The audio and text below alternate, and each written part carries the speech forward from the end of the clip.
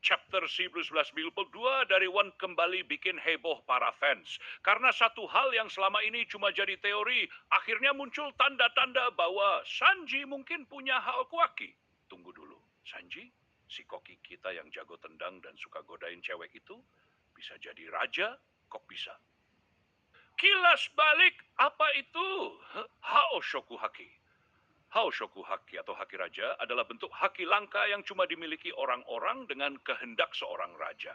Ini bukan soal kekuatan doang, tapi soal karisma, dominasi, dan potensi untuk memimpin. Contohnya Luffy, Shanks, Rayleigh, Kaido, dan Zoro juga belakangan udah dikonfirmasi punya.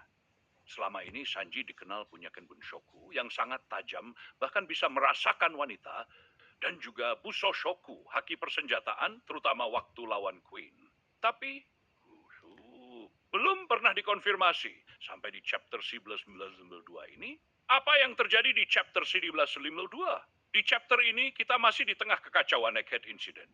Luffy, Zoro, dan Sanji bertarung menghadapi kekuatan pemerintah dunia yang makin brutal. Di momen puncak pertarungan, Sanji melindungi kru dari serangan mematikan dan secara tidak sadar mengeluarkan aura tekanan luar biasa.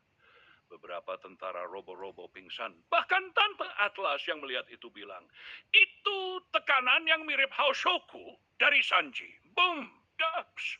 Apakah itu beneran Haoshoku? Ada dua, hanya kemungkinan besar. Ya, itu Haoshoku Haki. Artinya Sanji selama ini menyimpan kekuatan besar yang tertahan karena sifatnya yang tidak suka membunuh atau menunjukkan dominasi. Bisa jadi baru muncul karena momen kritis. Dua, atau itu efek dari modifikasi tubuhnya sebagai Vinsmoke. Ingat, dia udah bangkitin kekuatan Germa Namnannya, tapi tetap menolak sisi tanpa hati dari keluarganya. Jadi, bisa aja efek tekanan mental and genetik. Apa artinya buat Sanji dan kru topi Jerami?